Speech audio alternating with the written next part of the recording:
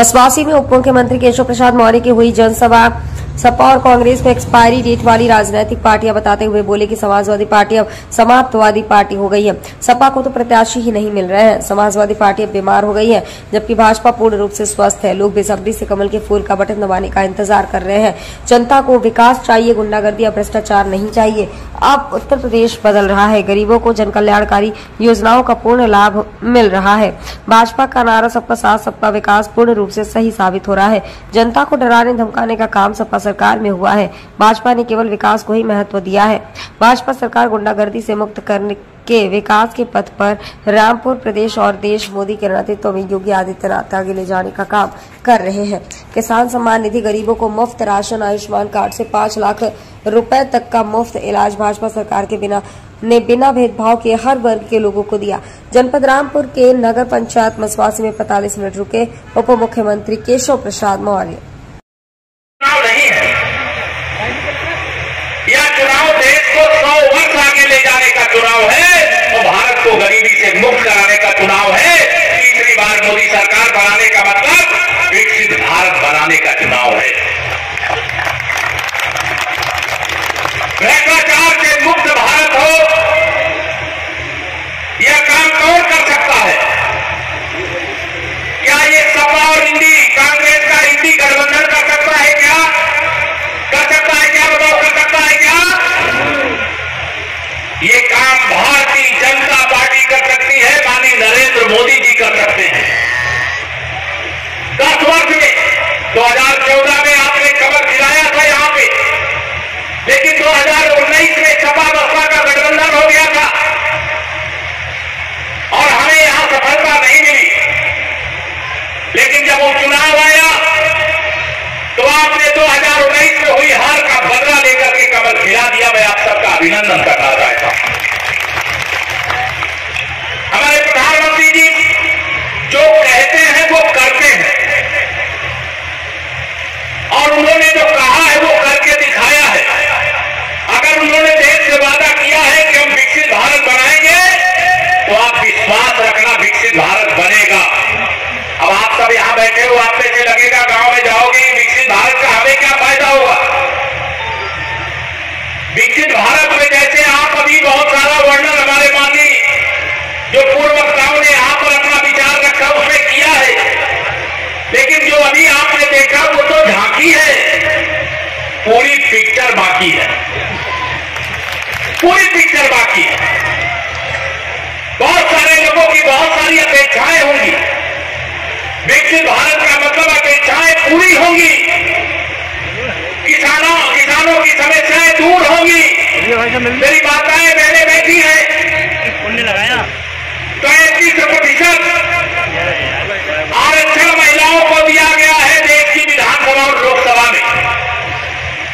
आने वाले समय में 100 में से 35 महिलाएं लोकसभा और विधानसभा में चुन करके जाएंगी और जैसे अपने परिवार को चलाती हैं और परिवार को आगे बढ़ाती हैं, वैसे देश और प्रदेश को चलाएंगी और देश और प्रदेश को आगे बढ़ाने का काम करेंगी। हमारी बहन यहाँ पे राजबाला जी हैं, विधायक हैं, अभी आरक्षण नहीं है, इसके कारण से नहीं है, वह तो कहीं भी लड़ सकती है, लेकिन आने वाले समय में 33% सीटें महिलाओं के लिए आरक्षित होंगी। यहां जो मेरे कार्यकर्ता साथी हो, 2-4 बातें मैं आपसे पूछूंगा, बताओगे? दोनों हाथ रखकर बताओगे? यहां हमारे बूथ अध्यक्ष द्वार नगर मंडल के 144 नंबर बूथ के अध्यक्ष आए हैं क्या? कौन है? जरा खड़े हो जाओ अपने स्थान पे। अच्छा प्रमोद जी, आप प्रमोद जी, आपके यहाँ पे त्रिदेव आए होंगे ना, 3 लोग आए होंगे ना? पूरी तैयारी है? आप एक अपने अध्यक्ष से पूछता हूं तो सबके लिए बताता हूं। माननीय प्रधानमंत्री जी ने क्या कहा है आपकी जानकारी में होना चाहिए। अभी हम डॉक्टर श्यामा प्रसाद मुखर्जी जी के चरणों में पुष्पांजलि अर्पित कर रहे थे। उनका बलिदान क्यों हुआ था? जम्मू कश्मीर से धारा 370 हटाने के लिए हुआ था। जब देश में भारतीय जनता पार्टी को बहुमत मिला कि नहीं, इधर वाले नहीं बता रहे, नहीं मालूम क्या हटी कि नहीं हटी? और अगर धारा 370 हटी तो प्रधानमंत्री जी ने कहा है हर बूथ पर जितना वोट हमें पहले मिलता था उसमें 370 वोट प्लस करना है। करोगे? करोगे? 370 बढ़ाना है, बढ़ाओगे? अब 370 हटा दिया और आप 370 कमर बढ़ा दीजिए। किसी के मन में होगा हम तो 370 से ज्यादा बढ़ाएंगे, उनके लिए भी मेरे पास लक्ष्य है। अयोध्या में भगवान श्री रामलला की जन्मभूमि पर राम मंदिर कितने वर्ष बाद बना है? कितने वर्ष बाद? 500 वर्ष बाद। किसी की इच्छा हो तो जय श्री राम बोलिए और 500 वर्ष बाद बना है, अपने बूथ पर 5 वोट बढ़ा दीजिए। बढ़ा सकते हो? और यह ध्यान रखना, जिससे वोट मांगने जाना, हमारी पार्टी सबका साथ सबका विकास करती है, किसी से कोई भेदभाव नहीं करती है।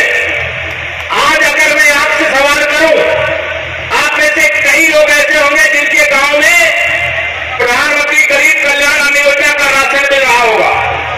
बताओ, राशन हिंदुओं को मिलता है कि मुसलमानों को भी मिलता है? बताओ, सबको मिलता है कि नहीं मिलता है? प्रधानमंत्री किसान सम्मान निधि 2-2 हजार रुपए की 3 किस्त दिल्ली से भेजते हैं। बताइए, केवल हिंदू को मिलती है कि मुसलमानों को भी मिलती है? बताओ, सबको मिलती है। अभी हर घर नल से जल पहुंचाने का काम चल रहा है, चल रहा है। उसमें केवल हिंदुओं के घर में लग रहा है, बड़ी जाति के घर में लग रहा है कि पिछड़ी जाति या छोटी जाति के घर में भी लग रहा है? सबके घर में लग रहा है। कोई भेदभाव हो रहा है क्या? आयुष्मान भारत कार्ड बनाने का काम हुआ, 5 लाख तक का इलाज कराने का। जो इस श्रेणी में आते होंगे, चाहे जाति उनकी कोई हो, धर्म उनका कोई हो, लेकिन सबके साथ न्याय हो रहा है कि नहीं हो रहा? अगर सबका साथ सबका विकास हो रहा है तो सबका आखिर मिलना चाहिए, बताइए। बताओ, दोनों हाथ तक मिलना चाहिए कि नहीं मिलना चाहिए? आप लोग गांव में जाकर के लोगों से वोट मांगने का साहस रखते हो?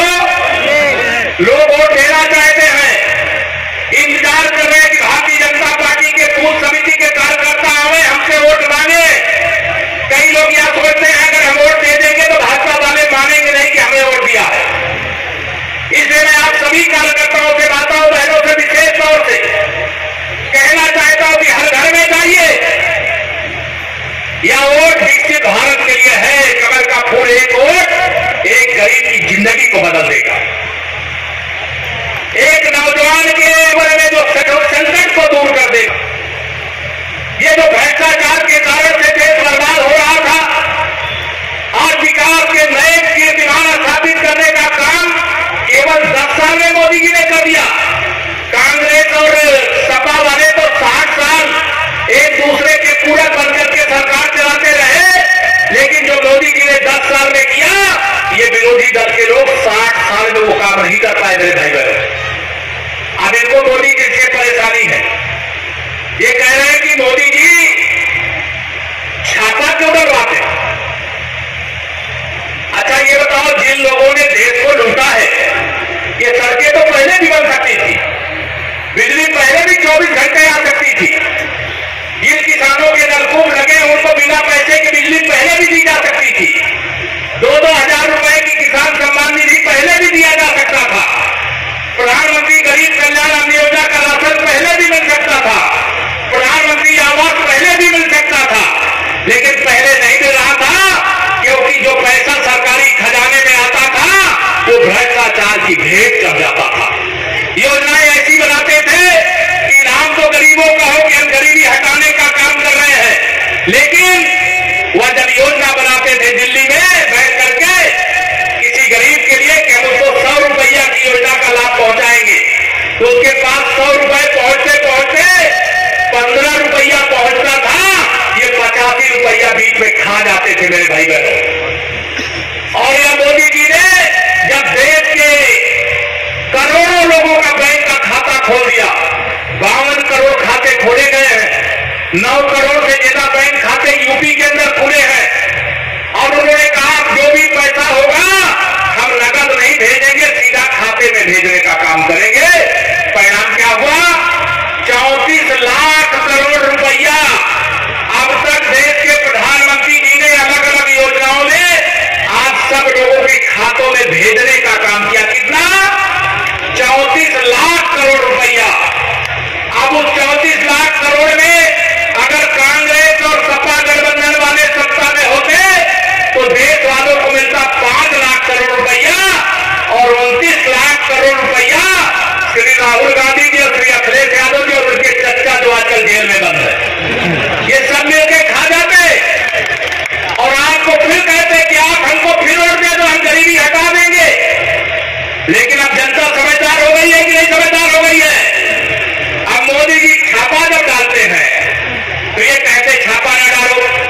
मोदी जी ने कहा मैंने खाऊंगा और न खाने दूंगा, और जितने भी मेरे देश को लूट करके खाया है, जांच करके अगर दोष सही पाया गया तो एक एक पाई वसूल करके देश की भलाई में, गरीब की भलाई में लगा दूंगा। ये मोदी जी का फैसला बताओ करना चाहिए, छापे पढ़ने चाहिए नहीं पढ़ने चाहिए? इधर वाले कह रहे नहीं पढ़ने चाहिए, नहीं पढ़ने चाहिए क्या?